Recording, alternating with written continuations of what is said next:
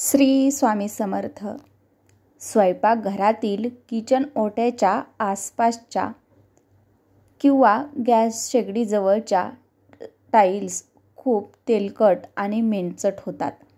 ते आपण नेहमीच पाहतो. म्हणूनच स्वयंपाक करताना किंवा किचनमध्ये काम करत असताना या काही टिप्स जर आपण फॉलो केल्या तर आपला किचन ओटा आणि गॅस जवळच्या फरशा देखील नेहमी स्वच्छ राहतील.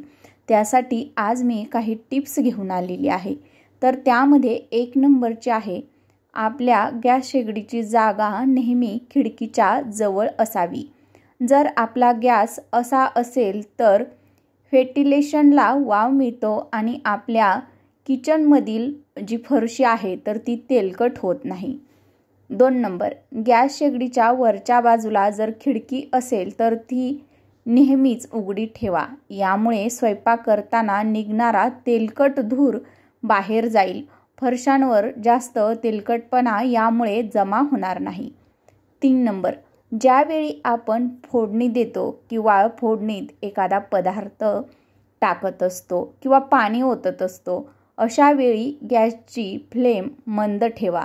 गॅस जर मोठ्या आचेवर असेल तर त्या पदार्थामधून निघणारा तेलकट धूर जास्त निघतो आणि त्यातील तेल देखील फरशीवर उडून चिटकून राहते.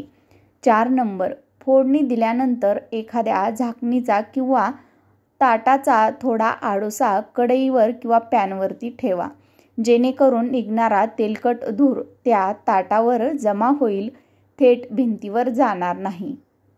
5 नंबर, पनीर किंवा पावभाजीची ग्रेव्ही करताना ती गॅसची फ्लेम कमी करूनच करा, म्हणजे ती भिंतीवर उडून जाणार नाही आणि भिंतीवर चिटकून बसणार नाही. तर अशा पद्धतीनं आपण जर स्वयंपाकघरामध्ये काही महत्त्वाच्या टिप्स जर फॉलो केल्या तर आपले किचन हे नेहमीच स्वच्छ आणि सुंदर राहील.